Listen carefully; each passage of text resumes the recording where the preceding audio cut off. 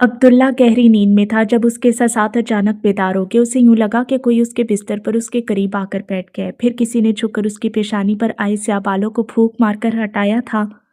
عبداللہ نے سونے جاگنے کی کیفیت میں اپنے چہرے پر کسی کی گرم مہکتی سانس کو محسوس کر کے جھٹکے سے آنکھیں کھول دیں۔ وہ چہرہ اس کے اتنے پاس تھا کہ عبداللہ چاہتا تو اس کی سنہری پلکوں کی گھنی جھالروں کو گن سکتا تھا۔ وہ فوراً اٹھ بیٹھا۔ وہ سرہانے کی طرف بیٹھی ایک ادا سے اسے دیکھ رہی تھی۔ پھر اس نے اپنا ہاتھ دھیرے دھیرے بستر پر کھسکانا شروع کیا اور عبداللہ کے ہاتھ کے بالکل پاس لے جا کر روک دیا۔ پھر پلکیں اٹھا کر اس کی طرف یوں دیکھا جیسے چاہ رہی ہو باقی کا فاصلہ خود ختم کر دے۔ عبداللہ کا سانس سینے میں رکا جا رہا تھا۔ اس نے اپنے ہاتھ کے پاس رکھے اس کے ہاتھ کو دیکھا۔ پھر جیسے عبداللہ نے اپنے ہاتھ کو حرکت دی اس نے اپنا ہاتھ پیچھے کھینچ لیا۔ عبداللہ نے تلخ مسکراہٹ کے ساتھ اس کا چہرہ دیکھا اور کہا، جب قریب نہیں آنا تو پاس بھی کیوں آتی ہیں؟ جھلک دکھا کر چھپ جانا، بس آپ کو یہی ہنر تو آتا ہے، سب کو چین قرار ملے، بس کبھی میرے ہی دل پر ہاتھ نہیں رکھا، مجھے تڑپا کر بہت سکون ملتا ہوگا، ہے نا؟ سوئے ہوئے مولوی عبدالخالق کے شانے پر کسی نے ہاتھ مارا تھا۔ وہ ہڑبڑا کر اٹھ کے پھر مولانی کو اپنے بستر پر بیٹھا دیکھ کر پوچھا، کیا بات ہے؟ ادھر دیکھے مولوی صاحب، عبداللہ کو پھر دورہ پڑا ہے۔ ان کے اشارے پر انہوں نے پیپل کے درخت کے نیچے الگ تھلگ بچھی عبداللہ کی چارپائی کی طرف دیکھا۔ وہ بستر پر بیٹھا سرہانے کی طرف یوں دیکھ کر آہستہ آواز میں بات کر رہا تھا جیسے وہاں کوئی موجود ہو۔ آج تو اپنی آنکھوں سے دیکھ لیا مولوی صاحب، اب تو میری بات کا یقین کریں گے۔ تو سو جا آرام سے، میں جا کر دیکھتا ہوں، انہوں نے کہا۔ پھر بستر سے نکل کر چپل پہنتے ہوئے عبداللہ کی طرف آگے مولانی جی بھی اٹھ کر اپنے بستر پر جا لیٹی۔ ابھی سردیاں پوری طرح سے نہیں آئی تھی پر رات میں ہلکی خنکی کی وجہ سے صحن میں سوتے ہوئے گم خیز لپیٹتے تھے۔ مولانی جی نے بستر پر لیٹ کر اچھی طرح بچے پر پھیلایا اور آنکھیں بند کر کے لیٹ گئی۔ کیوں خود کو ہلکان کرتا ہے عبداللہ؟ مولوی عبدالخالق پیچھے سے اس کے کندھے پر ہاتھ رکھ کر بولے۔ اس نے یوں ان کا ہاتھ زور سے پکڑ لیا جیسے ڈوبتے ہوئے شخص کو سہارا نظر آ گیا ہو۔ سامنے کی طرف اشارہ کرتے ہوئے اس نے مولوی عبدالخالق سے کہا، ان سے کہیں مولوی صاحب کہ یہاں سے چلی جائیں، میں مان چکا یہ میرے نصیب میں نہیں۔ پھر یہ مجھے سراب دکھاتی ہیں۔ وہ درمندی سے مولوی صاحب کا چہرہ دیکھ رہا تھا کہ سرسراہٹ محسوس کر کے اس نے پلٹ کر دیکھا۔ وہ اٹھ کر جانے کے لیے مڑ گئی تھی۔ عبداللہ بے تابی سے اسے آواز دینے کو اٹھا اور اسے روکنے کے لیے ہاتھ بھی بڑھایا۔ پھر جانے کیا ہوا کہ ہاتھ پہلو میں گرا کر اس نے آزردگی سے آنکھیں بند کر کے چہرہ موڑ لیا جیسے کسی تکلیف دہ منظر سے آنکھیں بچانا چاہتا ہو۔ مولوی عبدالخالق نے اسے مترحم نظروں سے دیکھا اور بولے، جس کی آنکھوں میں حقیقت چھپتی ہو وہ سراب کا پردہ بصارت پر گرا لیتا ہے۔ جو سراب سے عاجز آ چکا ہے وہ حقیقت کی طرف لوٹ جاتا ہے۔ پر تو دونوں سے بھاگ رہا ہے، تیرا کیا بنے گا عبداللہ؟ ان کی اس بات پر اس کا احساس شکست اور بڑھ گیا تھا۔ وہ تھک کر چارپائی پر جا بیٹھا۔ کوئی ایسا امرت لا دے مولوی صاحب جس کے چھینٹوں سے سینے میں ٹھنڈ پڑ جائے، سکون مل جائے۔ مولوی صاحب نے اسے دیکھا جو سختی سے چارپائی کے کناروں کو پکڑ کے آگے کو جھکا زمین کو ساکت اسے دیکھ رہا تھا۔ سکون ڈھونڈنے سے نہیں مانگنے سے ملتا ہے، مولوی صاحب نے کہا۔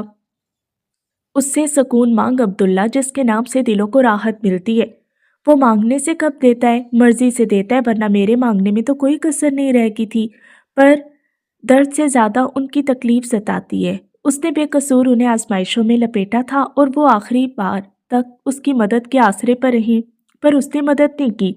اس نے تن سے کہا تو مولوی صاحب کو بھی طیش آ گیا۔ طیش میں آ کر بولے، تو شکوے کر کر کے تھکا نہیں عبداللہ؟ ہاں، نہیں دیا اس نے تجھے وہ جو تو نے مانگا تھا، پر یہ بھی تو دیکھ تو نے مانگا کیا تھا؟ عبداللہ کی سوالیہ نظروں پر وہ کہنے لگے، بندے تو سبھی ہوتے ہیں عبداللہ، پر بندگی کا ہنر کسی کسی میں ہوتا ہے۔ سر تو بہت سے جھکتے ہیں، پر جب آزمائش کی دو دھاری تلوار گردن کو کاٹتی ہے تو کتنے سر اپنے آپ اٹھ جاتے ہیں۔ پر معبود کا حق تو تب ادا ہو کہ سر نہ اٹھے چاہے گردن کٹ کے گر جائے۔ انہوں نے توقف کیا، پھر گھمگیر آواز میں بولے، بندگی کا سلیقہ تھا اس میں، جتنی آزمائش بڑھی اس نے اتنا صبر بڑھایا۔ پھر گردن کٹ کر گری تو گری پڑی، اس کا سر نہیں اٹھا۔ اور تو جس نے ایک چوٹ کیا کھائی، معبود سے منہ موڑ لیا۔ او جھلیا، دیکھ تو صحیح، تیرا سوال تیری حیثیت سے بڑا تھا، پھر تیری طلب تیرے دامن میں کیسے سماتی؟ پر بات تیری عقل میں نہیں آئے گی، کیونکہ عقل کے دروازے تو نے بند کر رکھے ہیں۔ وہ یکٹک مولوی صاحب کو دیکھتا دم سادے بیٹھا تھا۔ کچھ پلوں کی خاموشی کے بعد وہ پھر گویا ہوئے، بندے کی نظر کمزور ہوتی ہے، وہ صرف ناک کی سیدھ میں دیکھ سکتا ہے، دائیں بائیں اور پیچھے کی طرف نظر جاتی ہی نہیں۔ اگر جا پاتی تو تجھے بھی نظر آ جاتا کہ جو تجھے آزمائش کی انتہا لگ رہی ہے وہ اس کے لیے نجات کا راستہ تھا۔ یہی چاہا تھا اس نے کہ اس کا وعدہ وفا ہو جائے۔ آنکھیں کھول کر دیکھ جھلیا، اس کے سارے وعدے پورے ہو گئے۔ سونے رب نے اس طرح اسے آزمائش سے نکالا کہ اس کے ذمے کسی کا گلہ نہیں رہا۔ پر بندہ ناپ تول کا شوقین ہے، لیکن بندے کا تول خالص نہیں ہوتا۔ غرض کے کھوٹے باتوں میں کبھی سچا تول نہیں آتا۔ اللہ کا تول سب سے کھرا ہے، دیکھ تو عبداللہ، اللہ نے اس کے ہر ناپ میں برابر کے بانٹ رکھے ہیں، کیا تو اب بھی گلہ کرے گا؟ انہوں نے رک کر اسے دیکھا جس کے چہرے پر زلزلے کے آثار نمودار ہونے لگے تھے۔ صحیح کہا تھا اس نے، عشق کی آگ جلائے تو راکھ نہیں کرتی، فنا کر دیتی ہے۔ پر شاید اسے یہ بتانا یاد نہیں رہا کہ جو فنا نہ ہو سکے وہ امر نہیں ہوتا۔ تم دونوں ہی عشق کی بھٹی میں ڈالے گئے، پر وہ تپ کر کندن بن گئی اور تو راکھ بھی نہ ہو سکا۔ عشق تم دونوں نے ہی کیا، پر اس کے عشق نے اس کا نام صابروں میں لکھ دیا، اور تیرے عشق نے تجھے راندہ درگاہ بنا دیا۔ احساس ندامت سے عبداللہ کی آنکھیں جھکی اور آنکھوں سے پانی بہہ بہہ کر چہرے کو بھگونے لگا۔ مولوی صاحب تعصب سے بولے، صرف تو ہی نہیں ہے عبداللہ، اس عشق کے ہاتھوں بہت لوگ برباد ہو گئے۔ اس خرابے میں ہر کوئی بیزار ہے، خلقت گمراہ ہو رہی ہے، پر عشق کے ہنگامے سرد نہیں پڑتے۔ کون ہے جو عشق نہیں کرتا؟ کوئی ظاہر کا دیوانہ، کوئی باطن کا، کوئی حق پہ مرتا ہے، کوئی ناحق مر جاتا ہے۔ کسی کو تن کی پیاس ہے تو کسی کو من کی، کوئی زمین کے لیے روتا ہے، کوئی آسمان کے لیے، کوئی مایا چاہے، کوئی چھایا مانگے۔ ہر کوئی اپنے اپنے حصے کا جہنم دہکا کر بیٹھا ہے، پور پور جل جائے پر الاؤ سرد نہیں ہوتا، اور ہوگا بھی نہیں۔ بندہ جب تک اپنے اصل سے رجوع نہ کر لے جہنم سے رہائی ممکن نہیں۔ پھر وہ اٹھے اور وارث شاہ کی نظم گنگناتے چلے گئے۔ رات دا جاگن اوکھا ہوندا ہے، ایک جاگدا چوکیدار راتیں، ایک جاگدا عشق دی مرض والا، ایک جاگدا یار دا یار راتیں، ایک جاگدا راتیں چوراتے، ایک جاگدا پہرے دار راتیں، وارث شاہ سبھی گلہ کوڑیاں نے، ایک جاگدار پروردگار راتیں۔ یہ آج کیسا انکشاف ہوا تھا؟ مولوی صاحب کی دور جاتی آواز عبداللہ کے وجود کو جھنجھوڑ رہی تھی۔ اسے لگا اس کے تنفس کا عمل رک گیا اور روح جسم میں پھڑپڑا رہی ہے۔ نہ جانے کس طرح وہ اپنی جگہ سے اٹھا، پھر وہ چلتا ہوا دروازے کے کواڑ کھول کر باہر نکل گیا۔ اس کے پاؤں من بھر کے ہو رہے تھے، لیکن وہ رکا نہیں، اور اپنے وجود کی ساری طاقت لگا کر خود کو گھسیٹتا ہوا ننگے پاؤں گلیوں میں چلتا وہ مسجد کے باہر پہنچ گیا۔ ہر سیڑھی پر چڑھتے ہوئے اسے اپنا آپ پاتال میں اترتا ہوا محسوس ہو رہا تھا۔ آخری سیڑھی پر پہنچ کر اس نے دونوں ہاتھوں سے گیٹ کی جالیوں کو پکڑ لیا، یوں جیسے پیروں پر کھڑے رہنا مشکل ہو گیا ہو۔ وہ جالیوں کو یوں ہاتھوں سے ٹٹول رہا تھا جیسے اندھا کسی چیز کو انگلیوں سے محسوس کرتا ہے۔ پھر وہ گیٹ کو پکڑے پکڑے سیڑھی پر گر گیا۔ اس کے آنسوں کی روانی میں تیزی آ گئی تھی۔ پھر اس کی پس سی آواز ابھری، منکر حق پر حق سب سے زیادہ اشکار ہوتا ہے، کیونکہ اس کا کفر ہی اسے حق کی شناخت کرا دیتا ہے۔ میں نے تیرے دائرہ اختیار سے نکل جانا چاہا تھا، میں نے زمین کی گہرائیوں سے کائنات کی وسعتوں تک وہ راستہ تلاش کیا ہے جو مجھے تیری خدائی سے باہر نکال دے۔ کہاں کہاں نہیں بھٹکا، بستی میں، ویرانے میں، جنگل میں، صحراؤں میں، خود اپنی ہستی کی گہرائی تک کو کھو جایا، پر ایسا کوئی ذرہ نہیں ملا جو تیرے قادر مطلق ہونے پر گواہی نہ دے، ایسا کوئی راستہ نہیں جو تیرے حصار سے باہر لے جائے۔ اور اب میرے پاؤں تھک چکے ہیں، میرے بدن میں سکت نہیں، میں نے مان لیا کہ تیرا اختیار سب سے بڑا ہے۔ میری تلاش لا حاصل تھی اور تجھ سے فرار کی کوئی راہ نہیں، اور جو تیری بادشاہت سے نہ نکل سکے اسے تیرے فیصلوں پر سوال کرنے کا کوئی حق نہیں۔ میں اپنی عاجزی کو تسلیم کرتے ہوئے تیری بڑائی کا اقرار کرتا ہوں، میرے اعتراف کو قبول کر لے۔ گیٹ سے ماتھا ٹکائے وہ ندامت کی پستیوں میں گر رہا تھا۔ اللہ! اس نے سر اٹھا کر آسمان کو دیکھتے ہوئے درد سے کراہ کر فریاد کی، بہت درد ہے اللہ، مجھے دوا دے دے، میری آتی جاتی سانسیں برچھی کی طرح میرے اندر کو چھید رہی ہیں، میرا سینہ الاؤ بنا ہوا ہے، مجھ پر رحم کر، میری ہستی میں بپا حشر تھم جائے، میری برداشت میرے دکھ سے ہار گئی، میرے زخموں سے خون رسنا بند نہیں ہوتا، میرا روم روم اذیت میں جکڑا ہے۔ وہ کرب سے چلا اٹھا، اللہ میرے گناہ بہت بڑا ہے، پر مجھے میری سرکشی کی سزا نہ دے، میری ذات کے عذاب مجھ سے سہے نہیں جاتے، تیرے غیظ و غضب کا سامنا کس طرح کر پاؤں گا؟ میری ناتوانی کو دیکھ، مجھے عذاب نہ دینا، رحم کرنا مجھ پر، میری روح تک جھلس گئی ہے، مجھے اور کسی جہنم کے حوالے نہ کرنا، اس آبلا پائی کے سفر نے میری روح تک میں چھالے ڈال دیے ہیں، میں بکھر چکا ہوں، درد کی آندھی سے کہہ کے اب تھم جائے، اللہ میرے تنکا وجود کو سمیٹ دے۔ وہ روتے روتے سجدے میں گر پڑا اور بلکنے لگا۔ کبھی بادل وار برس آئیں، میرا سینہ گیا ترس آئیں، میں توبہ تائب دیوانہ، آباد کروں کیا ویرانہ، میری بس آئیں، کبھی بادل وار برس آئیں، اس عشق نے عجب اسیر کیا، خود دل سینے میں تیر کیا، کیا چلے پیش و پس آئیں، کبھی بادل وار برس آئیں، ہم بھی کچھ کھل کر سانس سے لیں، اشکوں سے دھل کر سانسیں لیں، کبھی گھول فضا میں رس آئیں، کبھی بادل وار برس آئیں۔ اسے مسجد کی سیڑھیوں پر سجدے کسی حالت میں سمٹے دیکھ کر مولوی عبدالخالق رک گئے۔ وہ یوں بے حس و حرکت تھا کہ انہیں شبہ ہوا کہ وہ بے ہوش ہے۔ تیزی سے اس کے قریب آ کر بیٹھتے ہوئے انہوں نے اسے سیدھا کرنے کے لیے اس کے کندھوں پر ہاتھ رکھے تو قمیص کے اوپر سے ہی انہیں اس کا جسم آگ اگلتا محسوس ہوا، پر وہ ان کے ہاتھ رکھنے سے اٹھتا چلا گیا تو مولوی صاحب نے بے ساختہ شکر ادا کیا کہ وہ بے ہوش نہیں ہے۔ پھر اس کے چہرے کو دیکھ کر بولے، جب یہاں تک آ ہی گیا تھا تو اندر بھی چلا جاتا۔ وہ خوف اللہ سے بھرائی آواز میں بولا، کیسے جاتا مولوی صاحب؟ اس کے در سے کسی کو دھکے مار کے نکالو تو نہیں نکلتا، اور میں کتنی نخوت سے اس سے لا تعلقی کا اعلان کرتا، آپ اٹھایا تھا۔ اپنے نامہ اعمال سے نظر ہٹا کر دیکھ، اس کی رحمت بہت وسیع ہے، پر میں اس کے سامنے کس منہ سے جاؤں گا؟ وہ بیچارگی سے گویا ہوا، تیرے منہ کو کوئی نیا چہرہ نہیں مل سکتا عبداللہ، اپنے اسی منہ کو توبہ کی چادر سے ڈھک کر چلا آ، لیکن اگر اس نے مجھے قبول نہ کیا تو؟ وہ خوف زدہ ہو گیا تو مولوی صاحب اپنے مخصوص لہجے میں بولے، او جھلیا، واپسی کی توفیق قسمت والوں کو ہوتی ہے، اپنی قسمت کھوٹی مت کر۔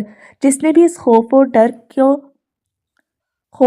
اور ڈر سے اس چوکھٹ پر قدم روکے ہیں، پھر وہ اندر نہیں جا پایا۔ یہ بے نیاز کا در ہے، یہاں کسی کے نام کی تری نہیں کی جاتی، خبردار بلاوے کا انتظار مت کرنا۔ یہ کہہ کر اٹھے، پھر اس کے آنے کا انتظار کیے بغیر دروازہ کھول کر گیٹ وا کرتے مسجد میں چلے گئے اور کونے میں بنے اسٹور روم سے جھاڑو اٹھا کر معمول کے مطابق دریاں سمیٹ کر جھاڑو لگانے لگے۔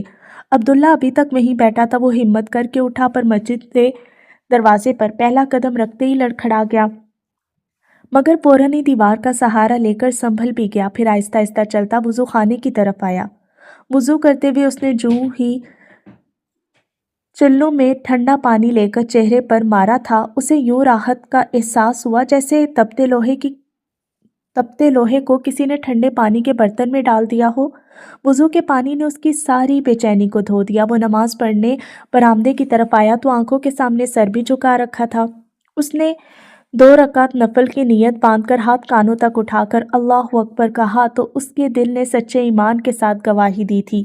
وہ جیسے جیسے نماز پڑھتا گیا اسے اپنی رگوں میں سکون اترتا محسوس ہوا۔ ایک مدت کی بے سکونی کے بعد اس نے اس لذت کا مزہ چکھا تھا۔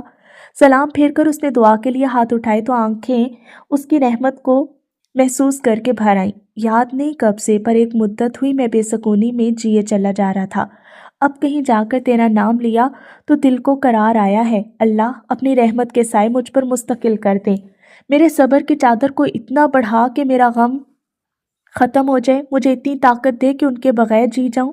میرے زخم نہیں بھرتے پروردگار، میں تیری بڑائی کا سوال کرتا ہوں، میرا گناہ بہت بڑا ہے، پر تیری رحمت سے امید ہے کہ میری توبہ قبول کر لی گئی۔ اللہ اتنا حق تو دینا کہ تیری مغفرت طلب کر سکوں۔ وہ بڑے گداز دل کے ساتھ بند آنکھوں سے دعا کر رہا تھا کہ کہیں پاس ہی چوڑیاں کھنک گئیں اور بے اختیار اس نے آنکھیں کھول دیں۔ وہ کچھ دور بیٹھی اپنی چوڑیوں سے کھیل رہی تھی۔ عبداللہ کی نظریں محسوس کر کے اس نے پلکیں اٹھا کر اسے دیکھا، پھر کسی شرارت کے خیال سے اس کی آنکھیں چمکنے لگیں۔ نچلے ہونٹ کا کونا دانتوں میں دبا کر مسکراتے ہوئے اس نے کلائی کو سب چوڑیاں ہاتھ سے پھنسا کر اوپر کی اور پھر اچانک چھوڑ دی۔ کئی سرتال ایک ساتھ بج اٹھے تھے۔ عبداللہ کی بصارتیں اس دل فریب شور سے جھنجھنا اٹھیں تو اس نے تڑپ کر آنکھیں بند کر لیں۔ یہ سراب عذاب ہے یا رب، میرے سارے زخم ادھڑنے لگتے ہیں۔ یہ خواب بہت حسین سے ہی، پر جب ٹوٹتا ہے تو روح فنا ہو جاتی ہے، مجھے اس سے نجات دے دے۔ مولوی صاحب جھاڑو لگا کر دریاں بچھا چکے تھے، پھر بھی فجر میں کچھ دیر باقی تھی تو فارغ ہو کر عبداللہ کے پاس آ بیٹھے۔ عبداللہ نے دعا ختم کی اور منہ پر ہاتھ پھیر کر آنکھیں کھولتے ہوئے اس طرف دیکھا جہاں کچھ دیر پہلے خوشبو میں بسا ایک وجود جلوہ افروز تھا۔ लेकिन अब जलवा बंद हो चुका था। उसने सर घुमा कर इधर उधर उसे तलाश करना चाहा पर लाहासिल।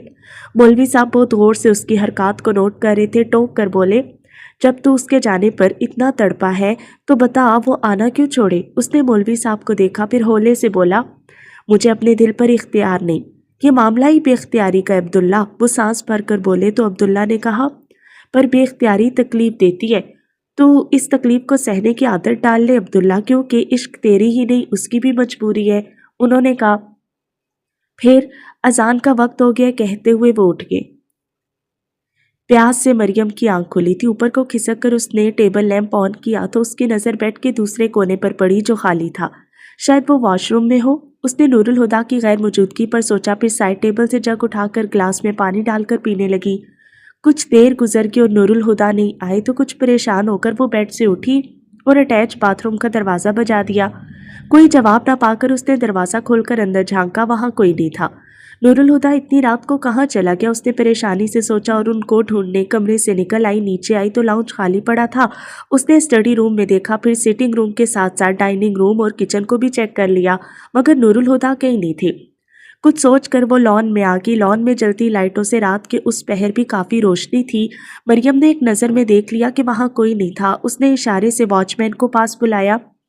वो देख चुकी थी कि तीनों गाड़ियां पोर्च में खड़ी हैं। फिर रात के उस पहर नूरुल हुदा कहाँ जा सकते थे। वॉचमैन पास आया तो पूछने लगी, नूरुल हुदा कहीं गया है? नहीं मैडम, उसने कहा। फिर उसकी परेशान शक्ल देखकर पूछा, क्या साहब अंदर नहीं है? वो संभल कर बोली, ऑफ कोर्स अंदर ही है। मैं उठी तो वो कमरे में नहीं थे, शायद बाबा जान के पास हो, मैं देखती हूँ। हाँ मैडम, अंदर ही देखे साहब, बाहर नहीं गए। फिर रात के 3 बजे वो जाएंगे भी कहाँ? उसे तसल्ली देकर वो वापस ड्यूटी देने चला गया। मरियम ने कह तो दिया था कि शायद वो बाबा जान के कमरे में हो, पर उसे मालूम था कि इतनी रात को नूरुल हुदा भला उनके पास क्यों जाते। पलटकर अंदर जाने के बजाय वो चलती हुई पिछली तरफ लॉन में निकल आई। नूरुल हुदा वहां भी नहीं थे। उसने पहली बार इस खौफ को महसूस किया कि बड़े घर में लोग खो सकते हैं। बाबा जान को जगाने का सोचकर हॉल के खुले दरवाजे से अंदर आ गई। दफतन उसकी नज़र मलिहा के कमरे पर गई। उसे उस तरफ आने की ज़रूरत नहीं पड़ती थी। जब उसे पता चला था कि सीढ़ियों के ऊपर वाला कमरा उसका है तो वो उधर भटकती भी नहीं थी। और उसका ख्याल था कि घर के बाकी लोग भी उस तरफ शाज़ो नादिर ही आते होंगे। आज पहली बार उसने मलिहा के कमरे के दरवाजे पर पड़ा ताला खुला देखा था। उसकी तो शायद नज़र भी ना पड़ती। दरवाजे की नीम व पट्टों में झरी सी बनी थी और उसने मरियम को चौंकाया था। वो रीलिंग थाम कर सीढ़ियां पकड़कर ऊपर आ गई। उसने सीने से दरवाजे तक का फासला 2 कदमों में ही तय कर लिया था। फिर दरवाजे की तरफ झरी से झांक कर देखा। कमरे की दीवारों से होती उसकी नज़र मलिहा के बेड पर जा रुकी। कमरे में अंधेरा था पर हॉल की रोशनी कमरे में नीम तारीकी का माहौल बन गया था। इसी नीम तारीकी में मरियम ने नूरुल हुदा को एक बाजू आंखों पर रखकर बेड पर लेटे देखा था। उसके अंदर आंधियां सी चलने लगी। आज सही मायनों में उसे मलिहा अपनी शराकतदार महसूस हुई थी, पर उसे खुद को संभालना था। वो इस मामले में नूरुल हुदा से सवाल नहीं कर सकती थी। वो पहले ही मरियम से मोहब्बत करते रहने की इजाज़त ले चुके थे। खुद पर जब्त करती वो पलट आई, मगर अंधेरा किए बिस्तर पर लेटी तो आंख नहीं झपक सकी और नूरुल हुदा के इंतजार में जागती रही। दरवाज़ा खुलने की आवाज़ पर मरियम ने फौरन आंखें खोली। नूरुल हुदा बिना कोई आवाज़ किए दूसरी तरफ जाकर बेड पर मरियम की तरफ से करवट लेकर लेट गए। मरियम ने आंखें खोलकर अंधेरे में उनकी पुश्त को देखा, फिर वॉल क्लॉक के चमकते हुए हिंसों पर नजर गई। 5 बज चुके थे। मरियम ने क्लॉक पर से नजर हटाकर नूरुल हुदा की तरफ से करवट ले ली। रात में 3 बजे के करीब मेरी आंख खुली तो तुम कमरे में नहीं थे। तकिया गोद में रखकर बेड पर बैठी मरियम गहरी नजरों से ऑफिस के लिए तैयार होते नूरुल हुदा का जायजा ले रही थी। उनका हर अंदाज इतना नॉर्मल था कि अगर रात में मरियम खुद उन्हें मलिहा के कमरे में ना देख चुकी होती तो उस वक्त उन्हें देखकर क्यास भी ना कर पाती कि उनकी गुज़िश्ता रात किस तरह गुजरी है। उनका नॉर्मल अंदाज उससे उकसा रहा था। हालांकि वो खुद भी मलिहा के जिक्र से बचना चाह रही थी, बल्कि उसकी तो हमेशा यही कोशिश होती कि कोई ऐसी बात ना हो कि नूरुल हुदा की जुबान पर मलिहा का नाम भी आ जाए। और नूरुल हुदा ने भी बस एक बार के बाद दोबारा मलिहा का उससे जिक्र नहीं किया था। वजह सिर्फ इतनी थी कि वो मरियम को डिस्टर्ब नहीं करना चाहते थे, बल्कि उन्हें अंदाज़ा नहीं था कि इस सिलसिले में उनकी सारी कोशिशें बेकार जा रही हैं। मरियम ने मलिहा को अपने असाब पर सवार कर लिया था। कहीं जो वो उन्हें खामोश बैठा देखती तो उसे ये ख्याल सताने लगता कि नूरुल हुदा मलिहा को याद कर रहे हैं। वो झट से उनके पास पहुंच जाती, फिर चाहे वो किसी बिजनेस प्रॉब्लम का हल सोच रहे होते या यूं ही उनके सर में दर्द हो रहा होता। اور وہ سکون کی خاطر آنکھیں بند کیے نیم دراز ہوتے، مریم زبردستی انہیں اپنی طرف متوجہ کر لیتی۔ کبھی تو بس باتیں کیے جاتی اور کبھی وقت کا خیال کیے بغیر آؤٹنگ کا پروگرام بنا لیتی۔ تو نور الہدا کی وارڈروب میں پہلے سے موجود کپڑے اس 1.5 مہینے میں دھیرے دھیرے وارڈروب سے باہر جا چکے تھے۔ اگر کسی دن نور الہدا آفس سے آ کر بلو شرٹ اتار کر بلو ٹی شرٹ پہن لیتے تو مریم کو وہم ہو جاتا کہ یقیناً ملیحہ کو ان پر یہ رنگ اچھا لگتا ہوگا۔ اس نے وارڈروب سے بلو کلر کی ساری شرٹس، ٹی شرٹ، ٹراؤزرز، یہاں تک کہ ٹائیاں بھی نکال کر نوکروں میں تقسیم کر دی۔ نور الہدا نے اگر کوئی سوٹ زیادہ استعمال کر لیا تو اس کی نظر میں وہ سوٹ ملیحہ کا فیورٹ ہو جاتا، پھر بھلا اس کی وارڈروب میں کیا جگہ تھی؟ بیچارہ بہادر تک اس کے عتاب کا نشانہ بن گیا۔ اس نے ہفتے میں دوسری مرتبہ پلاؤ کیا پکا لیا۔ مریم کو لگا ملیحہ کے حکم پر پلاؤ زیادہ پکتا ہوگا، آخر مالکن تو وہی تھی، جو مینیو بھی وہی سیٹ کرتی رہی ہوگی۔ اس نے غصے میں بہادر کو خوب جھاڑ دیا کہ وہ سر پر چڑھتا جا رہا ہے، جو دل کرتا ہے پکا لیتا ہے۔ پھر مریم نے اسے مینیو کی لسٹ بنا کر دی جس پر سختی سے عمل کرنا بہادر پر فرض تھا، مگر نور الہدا کو واقعی مریم سے محبت تھی۔ انہوں نے کبھی اس کی کسی بات پر اعتراض نہیں کیا، مگر مسئلہ تو یہ تھا کہ وہ بابا جان کو چپ نہیں کرا سکتی تھی۔ وہ کھلے عام ملیحہ کا ذکر کرتے تھے، حالانکہ یہ ذکر نور الہدا کے سامنے نہیں ہوتا تھا۔ احساس ندامت سے وہ ان کے سامنے ملیحہ کا نام نہیں لے پاتے تھے۔ پہلے تو وہ صرف ملک ناصر سے ملیحہ کی باتیں کیا کرتے، پر ان کے انتقال کے بعد بہادر ان کا سامع بن گیا تھا۔ پھر مریم رخصت ہو کر آئی تو اسے بھی ملیحہ کا ذکر گاہے بگاہے سننا پڑتا، حالانکہ زیادہ تر وہ اٹھ کر ہی چلی جاتی تھی، پر بابا جان اس کی ناگواری کو سمجھ نہیں سکے۔ انہیں معلوم نہیں تھا کہ نور الہدا اسے ملیحہ کے بارے میں اپنے جذبات سے آگاہ کر چکے ہیں۔ خود اپنے طور پر تو انہوں نے یہ احتیاط برتی تھی کہ کبھی ملیحہ کے ذکر میں نور الہدا کا نام کچھ اس طرح نہ آئے کہ مریم کی دل شکنی ہو۔ انہوں نے بہادر اور دوسرے نوکروں کو بھی منع کر دیا تھا کہ ملیحہ اور نور الہدا کی منگنی یا شادی طے ہونے کا ذکر مریم سے نہ کرے۔ پھر کون سا ملیحہ کی شادی ان سے ہو گئی تھی کو بتانا ضروری ہوگا، مگر مریم بابا جان کو کس طرح کہہ سکتی تھی کہ اپنی بیٹی کا نام نہ لیا کریں، مجھے اس کے ذکر سے نفرت ہے، اور ایک ہی رات میں یہ نفرت کئی گنا بڑھ گئی تھی۔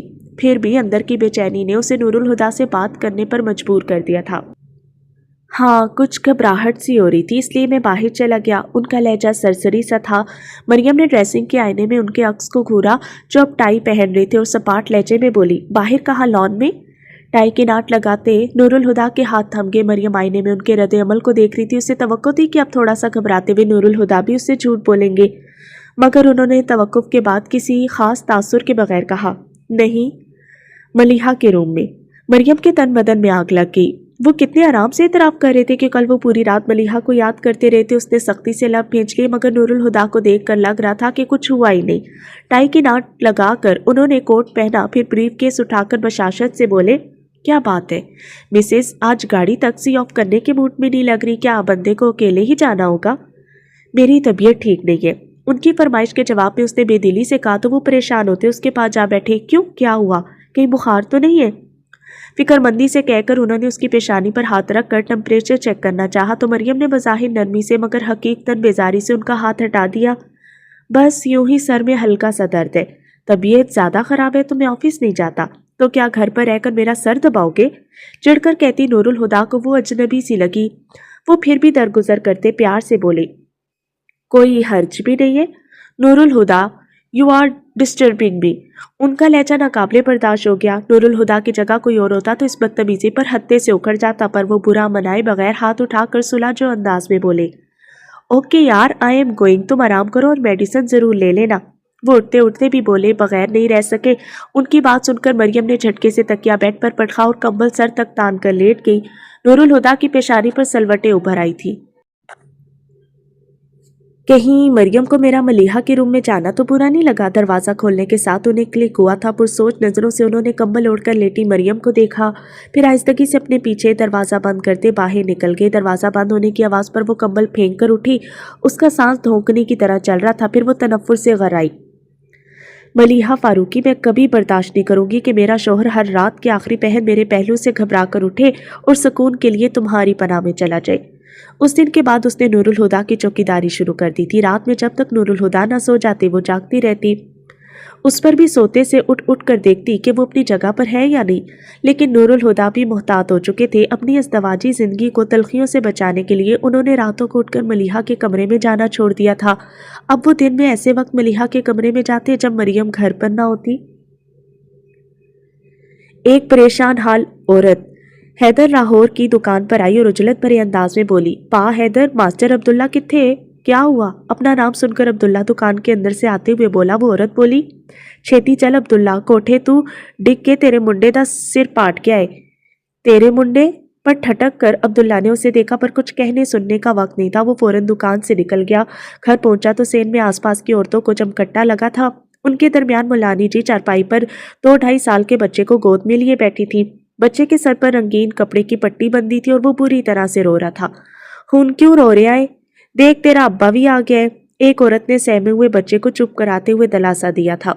बच्चा गालबन बहुत देर से अब्बा के आने की नवीद सुन रहा था। जब ही अब्दुल्ला को देखकर मचलते हुए उसने अपने नन्हे नन्हे बाजू उसकी तरफ उठाकर रोते हुए अब्बा पुकारा। अब्दुल्ला उसके पास आ गया और चारपाई पर बैठकर उसे अपनी गोद में बिठा लिया। हैरत अंगेज तौर पर बच्चा उसके आते ही चुप हो गया था। बच्चा पुरसकून हो गया तो औरतों का हुजूम भी छुटने लगा।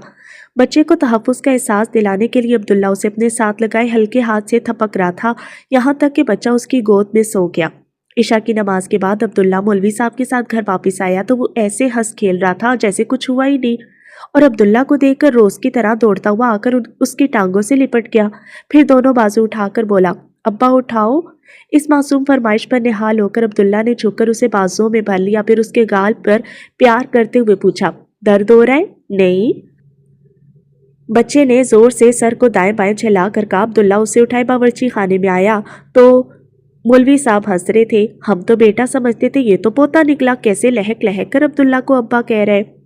गांव की औरतों ने तो यूं ही अब्दुल्ला को उसका अब्बा कह दिया था, पर उसे ये लफ्ज़ इतना पसंद आया कि दोपहर से अब्दुल्ला को अब्बा अब्बा कहता उसके आगे पीछे घूम रहा है। मुलानी जी को भी उसकी मासूमियत लुत्फ दे रही थी। सही तो है, मौलवी साहब अब कुछ संजीदगी से बोले। उसने जो पहली शफकत महसूस की वो अब्दुल्ला की थी। दूध का पहला घूंट उसके हलक में अब्दुल्ला ने उतारा। वो पहला गहवारा जिसमें उस पर नींद मेहरबान हुई अब्दुल्ला की आगोश थी। ये जब भी बीमार पड़ा अब्दुल्ला रातों को जागा उसे उंगली पकड़कर अब्दुल्ला ने चलना सिखाया। याद है, उसने हम दोनों से पहले अब्दुल्ला को पहचानना शुरू किया था। माँ तो कह नहीं सकता, बाप ही कह गया।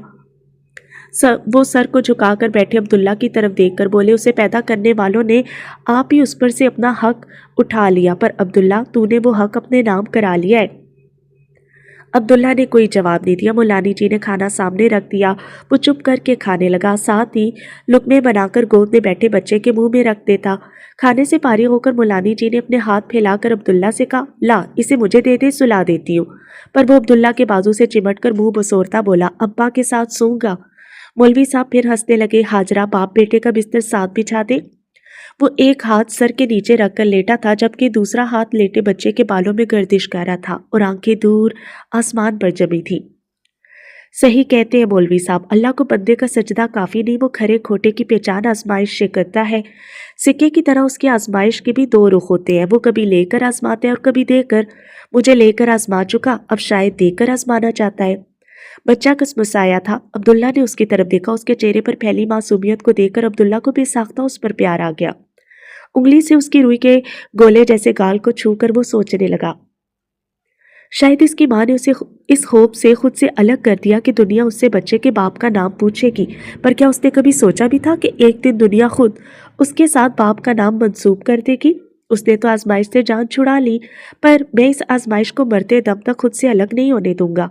अब्दुल्ला ने उसकी पट्टी में जकड़े माथे पर से बाल समेट कर नरमी से अपने होंठ रख दिए। तुम मेरे बेटे, और अल्लाह से कहना कि क़यामत के दिन तुम्हें तुम्हारी माँ के नाम से नहीं बल्कि मेरे नाम से पुकारे। वो मुस्कुराता हुआ उसके कान में सरगोशियां कर रहा था। मरियम को लग रहा था आज उसकी फतह का दिन है। आज उसने मलिहा को शिकस्त दे दी थी। नूरुल हुदा के बच्चे को जन्म देने का एजाज़ मलिहा के नहीं बल्कि मरियम के हिस्से में आया था और वो इस एजाज़ को पाकर बहुत खुश थी। सुबह उसने एक सेहतमंद बच्ची को जन्म दिया था। वो शाम को ही हॉस्पिटल से घर आई थी और खुशी से बेहाल वो देर तक नूरुल हुदा से अपनी बेटी के बारे में बातें करती रही। नूरुल हुदा आंखें बंद किए बेड ग्राउंड से सर टिकाए नींद दराज थे। अपने ख्यालात की रोज से चौंके तो एहसास हुआ बहुत देर से मरियम की आवाज़ नहीं आ रही। उन्होंने सर झुकाकर अपने सीने पर सर रख कर लेटी मरियम की तरफ देखा। पता नहीं वो कब सो गई थी। उन्होंने उसे बहुत आराम से तकिए पर लिटा दिया, फिर घूमकर बेड के दूसरी तरफ बेबी कॉट के पास आकर खड़े हो गए। وہ اپنی بیٹی کی طرف سہمی ہوئی نظروں سے دیکھ رہے تھے۔ انہیں ملیحہ کی تشنگی بھری زندگی پر افسوس ہوتا تھا، تکلیف ہوتی تھی، لیکن آج انہیں خوف آ رہا تھا۔ بابا جان کی طرح وہ بھی ایک بیٹی کے باپ بن گئے تھے اور انہیں اس خیال سے ڈر لگ رہا تھا کہ کہیں انجانے میں ان سے بھی اپنی بیٹی کے ساتھ وہ زیادتیاں نہ سرزد ہو جائیں جو بابا جان سے ملیحہ کے ساتھ ہو گئی تھی۔ ان کا دل کانپ رہا تھا، پر وہ کس سے اپنے خوف کے بارے میں بتاتے؟ انہوں نے سنبھال کر بچی کو بازو میں لے کر یوں خود میں بھیج لیا جیسے کوئی غیبی طاقت ان کی بیٹی کو ان سے چھین لے گی۔ پھر وہ اسے سینے میں چھپائے کمرے سے نکل گئے۔ مریم کی آنکھ کھلی تو نور الہدیٰ کمرے میں نہیں تھے اور لائٹ بھی جل رہی تھی، پر وہ دھیان دیے بغیر ذرا سا اوپر ہو کر کاٹ میں دیکھنے لگی۔ کاٹ کو دیکھ کر اس کا دل دھک سے رہ گیا۔ پھر خیال آیا نور الہدیٰ بچی کو ساتھ لے گئے ہوں گے۔ اس کے ساتھ ہی وہ اٹھی اور بچی کو دیکھنے نیچے آ گئی۔ لاؤنج میں کوئی نہیں تھا، مگر بابا جان کے کمرے کے نیچے روشنی کی لکیر کو دیکھتے اسے خیال آیا کہ بابا جان جاگ رہے ہیں تو نور الہدیٰ بھی وہیں ہوں گے۔ ویسے بھی ابھی 10 ہی تو بجے تھے۔ اس نے آگے بڑھ کر بابا جان کے دروازے پر دستک دی۔ آ جاؤ کی آواز پر دروازہ کھول کر اندر آ گئی۔ بابا جان بیڈ پر نیم دراز کوئی کتاب پڑھ رہے تھے۔ اسے دیکھ کر اٹھ بیٹھے۔ ارے یہ کیا بیٹا، ڈاکٹر نے بیڈ ریسٹ کے لیے کہا ہے نا، پھر نیچے کیوں آئے؟ میں نے سوچا تانیہ کو چیک کر لوں، کہیں اس کی فیڈ کا ٹائم نہ ہو گیا اور نور الہدیٰ یہاں نہیں ہے۔ کمرے میں نور الہدیٰ کو نہ پا کر اس نے پوچھا۔ بابا جان نے تھکے تھکے انداز میں سانس بھر کر کہا، وہ یہاں کیوں آئے گا؟ مگر نور الہدیٰ اور تانیہ دونوں کمرے میں نہیں ہے، تو میں نے سوچا۔ پریشانی سے بولتی وہ ایک دم چپ ہوگی۔ اسے یہ سوچنے میں بس 1 سیکنڈ لگا تھا کہ نور الہدیٰ کہاں ہوں گے، اور اس متوقع جگہ کو سوچ کر اس کی تیوریاں چڑھ گئی۔ وہ بندوق سے نکلی گولی کی طرح ملیحہ کے کمرے کی طرف چل پڑی۔ کیا ہوا مریم؟ بابا جان اس کے بدلتے تیور دیکھ کر پریشانی سے بولے، پر وہ انسنی کرتی کمرے سے نکل گئی تو بابا جان بھی پریشان سے اس کے پیچھے آگے۔ کمزوری کے باوجود کس طرح اس نے تیز قدموں سے سیڑھیاں چڑھ کر زینے پر قدم رکھے تو آگے بے کفل دروازہ اس کا منہ چڑھا رہا تھا۔ غصے میں کھولتے ہوئے اس نے دھماکے سے دروازہ کھول دیا۔ نور الہدیٰ کارپٹ پر ٹانگیں پھیلائے صوفے کے ساتھ ٹیک لگا کر نیم دراز اور بچی ان کے بازوؤں میں تھی۔ یہ بھی اچھا تھا کہ مریم نے فوراً ہی دروازہ کھول دیا، ورنہ اگر وہ کھلے بغیر سننے کی کوشش کرتی تو اسے پتہ چل جاتا کہ پچھلے آدھے گھنٹے سے نور الہدیٰ بچی کے ساتھ ملیحہ سے باتیں کر رہے تھے۔ وہ خونخوار نگاہوں سے انہیں گھور رہی تھی۔ پھر وہ آگے بڑھی اور بچی کو ان کی گود سے جھپٹ لیا۔ وہ جس طرح سے آئی پلٹی تھی، نور الہدیٰ کو ڈر ہوا وہ سیڑھیوں پر گر نہ جائے، اور وہ فوراً اٹھ کر بھاگے۔ ان کا خدشہ صحیح نکلا۔ باہر آئے تو بچے کو ایک بازو میں سنبھالے وہ ریلنگ تھام کر جھکی جا رہی تھی۔ اسے بہت زور سے چکر آئے، مگر بابا جان نے اسے سنبھال لیا تھا۔ مریم کام ڈاؤن، نور الہدیٰ پاس آ کر اس کے شانوں پر ہاتھ رکھتے رسان سے بولے تھے۔ مریم نے ان کا ہاتھ جھٹک دیا، ساتھ ہی بابا جان سے بازو چھڑاتی سیڑھیوں کی طرف بڑھی، مگر نور الہدیٰ نے اس کا بازو جکڑ کر روک دیا۔ فار گاڈ سیک مریم، اپنی کنڈیشن کا تو خیال کرو، ابھی تمہاری ڈیلیوری کو 24 گھنٹے بھی پورے نہیں ہوئے، تمہیں میری فکر کرنے کی ضرورت نہیں، اس نے بھڑک کر کہا تو نور الہدیٰ ٹھنڈے لہجے میں بولے، ٹھیک ہے، مگر مجھے اپنی بیٹی کی تو فکر کرنی ہوگی، اس سے پہلے کہ تم اسے بھی اپنے ساتھ سیڑھیوں پر گرا دو، اسے مجھے دے دو۔ وہ جانتی تھی کہ نور الہدیٰ بچی لیے بغیر اس کا بازو نہیں چھوڑیں گے، اس لیے اس نے بچی ان کی طرف بڑھا دی۔ نور الہدیٰ نے بچی کو پکڑتے ہی اس کا بازو چھوڑ دیا اور وہ ان کی طرف دیکھے بغیر سیڑھیاں اترنے لگی تو اس کی حالت کے پیش نظر بابا جان نے آگے بڑھ کر اسے تھام لیا۔ مریم ان کے سہارے ایک ایک کر کے سیڑھیاں اترتی لاؤنج میں آ گئی۔ بابا جان نے آرام سے اسے صوفے پر بٹھا کر نور الہدیٰ کو دیکھا جو بچی کو صوفے پر لٹا رہے تھے۔ بابا جان ابھی تک صورتحال کو سمجھ نہیں پائے تھے۔ وہ حیران پریشان دونوں میاں بیوی کی شکلیں دیکھنے لگے۔ بچی کو لٹا کر نور الہدیٰ مریم کی طرف آئے جو دونوں ہاتھوں میں چہرہ چھپائے بیٹھی تھی۔ دیکھو مریم، نور الہدیٰ نے اس کی کلائیاں تھام کر کچھ کہنا چاہا، پر وہ ان کے ہاتھ جھٹک کر اپنی جگہ سے اٹھتی دور جا کھڑی ہوئی۔ اب اور کیا دکھاؤ گے نور الہدیٰ؟ جو دیکھا کیا وہ کافی نہیں تھا؟ تم اوور ریئیکٹ کر رہی ہو، وہ انگلی اٹھا کر بولے۔ مریم غرائی، میرا شوہر غیر لڑکی کے کمرے میں راتیں گزارتے اور تمہیں لگتا ہے میں اوور ریئیکٹ کر رہی ہوں؟ اس کے انداز پر نور الہدیٰ دنگ رہ گئے، پھر تیز لہجے میں بولے، ہاں مگر اس کمرے میں کوئی لڑکی نہیں ہوتی۔ وہ پھٹ پڑی، یہی تو مسئلہ ہے، وہ لڑکی کمرے میں نہیں تمہارے دل و دماغ میں رہتی، اگر کمرے میں ہوتی تو ہاتھ پکڑ کر نکال دیتی، مگر اسے تمہارے دل سے کس طرح نکالوں؟ صرف اس کی وجہ سے میرا ہر پل عذاب میں گزرتا ہے۔ وہ تمہاری محبت میں میرے حصے دار ہے، تمہاری سوچوں میں میری حصے دار ہے، اور تو اور میری راتوں میں بھی اس کا حصہ بنتا ہے۔ نور الہدیٰ، تم کہیں تو مجھے پورے ملے ہوتے۔ آخر میں اس کی آواز دکھ میں ڈوب گئی تھی، جسے محسوس کر کے نور الہدیٰ نرم پڑ گئے۔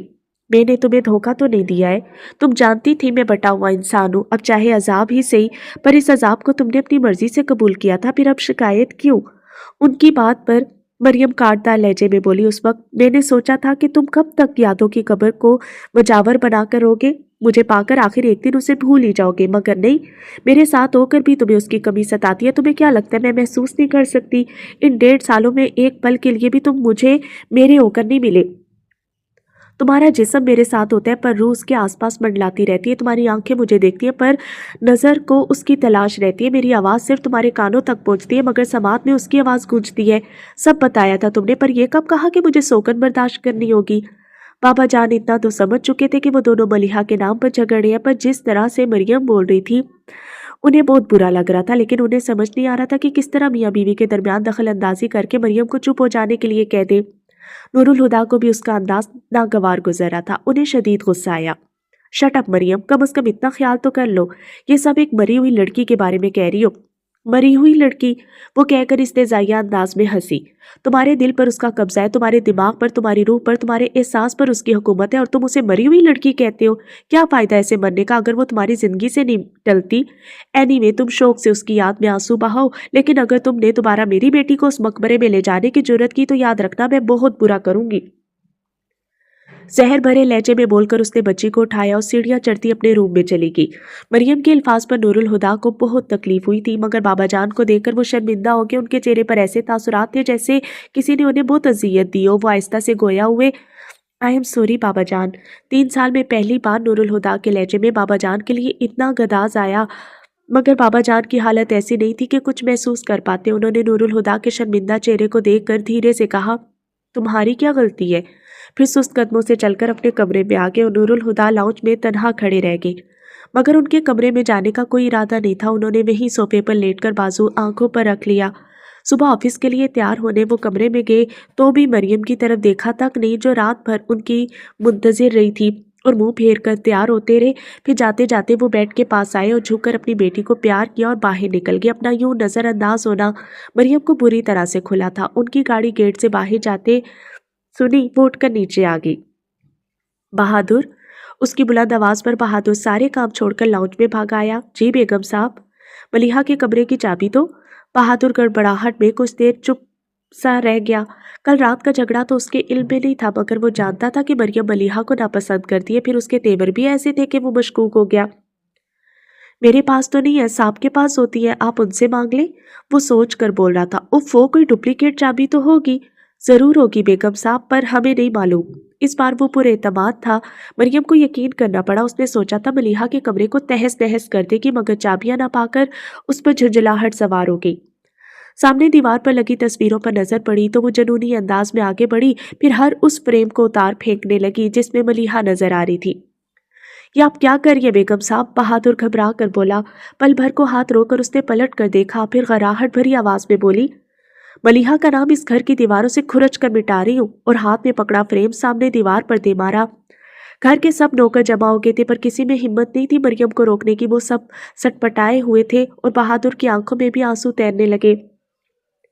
توڑ پھوڑ کی آوازوں پر بابا جان کمرے سے نکل کر آئے تھے، پھر مریم کو تصویریں اتار کر پھینکتے دے کر وہ الجھن بھرے انداز میں بولے، کہ تم کیا کر رہی ہو مریم؟ ان کا پیر کسی چیز پر پڑا تھا۔ قدم پیچھے کر کے انہوں نے نیچے دیکھا۔ وہ ملیحہ کے بچپن کی تصویر تھی جس کا شیشہ اب ٹوٹ چکا تھا۔ جھک کر تصویر اٹھاتے انہوں نے پیار سے اس پر ہاتھ پھیرا، پھر باقی تصویروں پر نظر ڈالی۔ بابا جان کی رگیں تن کے انہوں نے سرد نظروں سے مریم کو دیکھا جو خوفزدہ نگاہوں سے انہیں دیکھ رہی تھی۔ پھر پتھریلے لہجے میں بولی، اگر تم نے دوبارہ میری بیٹی کی تحقیر کی جرت کی تو وہ تمہارا قصر فاروقی میں آخری دن ہوگا۔ بہادر کو اس پل ان میں پرانے اظہر فاروقی کی جھلک نظر آئی تھی۔ مریم کے ہاتھ پہلے ہی انہیں دیکھ کر رک چکے تھے اور اب ان کی وارننگ سن کر اس نے وہاں سے چلے جانا ہی بہتر سمجھا۔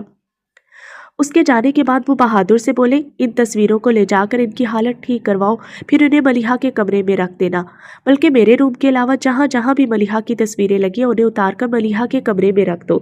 جی کرنل صاحب، اس نے ان کے ہاتھ سے ٹوٹا ہوا فریم پکڑ کر کہا۔ نور الہدا ہر روز کے مقابلے میں آج جلدی آ گئے تھے۔ حالانکہ آج تو ان کا آفس جانے کا ارادہ ہی نہیں تھا۔ سوچا تھا پورا دن مریم اور تانیہ کے ساتھ گزاریں گے، پر رات کے ہنگامے کے بعد ان کا مریم سے بات کرنے کو دل بھی نہیں چاہ رہا تھا، اس لیے انہیں یہ بہتر لگا کہ آفس چلے جائیں۔ لاؤنج پہ قدم رکھتے ہوئے کسی تبدیلی کا احساس ہوا، پر انہوں نے دھیان نہیں دیا اور کمرے میں چلے آئے۔ مریم چادر لیے بیڈ پر لیٹی تھی، انہیں دیکھ کر بھی نہیں اٹھی۔ نورالہدیٰ نے بھی اسے نظر انداز کر دیا اور تانیہ کو پیار کرنے کے بعد فریش ہوئے لاؤنج میں آ بیٹھے جہاں بابا جان پہلے سے موجود اخبار پڑھ رہے تھے۔ انہوں نے آواز دے کر بہادر کو پانی لانے کو کہا۔ پانی کا گلاس انہیں پکڑا کر جانے کے بجائے وہ وہیں کھڑا رہا۔ بولا، آج اس گھر میں اتنا ہنگامہ ہوا جتنا کبھی نہیں ہوا۔ بہادر تم جاؤ۔ بابا جان اخبار چھوڑ کر بولے، ایک منٹ۔ نورالہدیٰ کی چھٹی حصے نے اشارہ دیا کہ ہنگامے کا تعلق مریم سے ہے۔ ہاں بولو کیا ہوا؟ اور بہادر شروع ہو گیا۔ آپ کے جانے کے بعد بیگم صاحب نے بی بی صاحب کی تصویریں لاؤنج کی دیوار سے اتار کر پھینک دی اور ان کے بارے میں عجیب عجیب باتیں بھی کی۔ پھر کرنل صاحب نے آ کر انہیں روکا، پر تب تک بہت ساری تصویریں پھینک چکی تھی، کئی کے تو فریم بھی ٹوٹ گئے۔ اب نورالہدیٰ نے نوٹ کیا کہ دیوار پر سے کئی تصویریں غائب تھیں اور ان کی یادداشت کے مطابق ان سب تصویروں میں ملیحہ تھی۔ وہ تصویریں کہاں ہیں جن کے فریم ٹوٹ گئے؟ وہ تو صاحب نئے لگوا لیے، پر بی بی صاحب کے کمرے میں بھی رکھ دیے۔ اس کے کمرے میں کیوں رکھے؟ واپس دیوار پر کیوں نہیں لگائے؟ نورالہدیٰ ناگواری سے بولے، کرنل صاحب نے کہا تھا بی بی صاحب کی تصویریں سارے گھر سے اتار کر ان کے کمرے میں رکھ دو۔ کیوں؟ وہ بہادر کی بات سن کر حیرت سے بابا جان سے بولے، کیونکہ میں مریم کو دوبارہ اس بات کا موقع نہیں دینا چاہتا، اس جھگڑے کو یہی ختم ہو جانا چاہیے۔ قطعیت سے بولتے ہوئے انہوں نے بہادر کو وہاں سے جانے کا اشارہ کیا اور وہ سر ہلا کر چلا گیا۔ میں ملازموں سے بھی کہہ دوں گا، خود بھی خیال رکھوں گا، تم بھی ذرا احتیاط کرنا کہ ملیحہ کا نام نہ لو، کیونکہ اگر ملیحہ نے سنا تو مشتعل ہو سکتی ہے۔ کیونکہ اگر مریم نے سنا تو مشتعل ہو سکتی ہے اور میں اپنے ہی گھر میں اپنے سامنے اپنی بیٹی کے لیے ماحول صاف نہیں سن سکتا۔ نورالہدیٰ ان کی آواز میں غصہ محسوس کر رہے تھے، مگر انہیں یہ سب بالکل پسند نہیں آیا اور ناراضگی سے بولے، وہ مر تو چکی ہے، اب اس کی یاد بھی مٹانا چاہتے ہیں، بھلا یہ جھگڑا ختم کرنے کا کون سا طریقہ ہے؟ ان کی بات پر بابا جان نے سر جھکا لیا، پھر خود کو کمپوز کر کے بولے، ملیحہ کا نام زندہ رکھنے کے لیے ہمیں سب یاد کرنے کی ضرورت نہیں۔ تم جانتے ہو کہ ہم دونوں 100 بار بھلا کر بھی اسے نہیں بھول سکتے۔ یادیں دل میں ہوتی ہیں، دیوار پر نہیں، چاہے دیوار پر ملیحہ کی تصویر لگی رہے یا نہ رہے۔ مجھے تمہیں کوئی فرق نہیں پڑے گا، مگر مریم کو فرق پڑے گا۔ ذرا سوچو، کل جو کچھ ہوا اس وقت تو تانیہ بھی وہاں موجود تھی۔ آج وہ نہ سمجھ ہے، کل سمجھدار ہو جائے گی۔ کیا تم اپنی بیٹی کے سامنے اس نوعیت کا جھگڑا افورڈ کر سکتے ہو؟ میں یہ سب مریم کے لیے نہیں، تانیہ کے لیے کر رہا ہوں۔ میں نہیں چاہتا کہ اس کا ذہن خراب ہو، اسے دیکھ کر ایسا لگتا ہے کہ میری ملیحہ لوٹ آئی ہے، میں دوسری بار اپنی بیٹی کو تکلیف نہیں دے سکتا۔ انہوں نے نم لہجے میں کہا تھا۔ نورالہدیٰ خاموش رہے، مگر ان کی خاموشی میں متفق ہونے کا اشارہ تھا، اور اس طرح اپنے انتقال کے صرف 3 سال بعد ملیحہ کا ذکر قصر فاروقی میں شجرہ ممنوعہ بن کر رہ گیا۔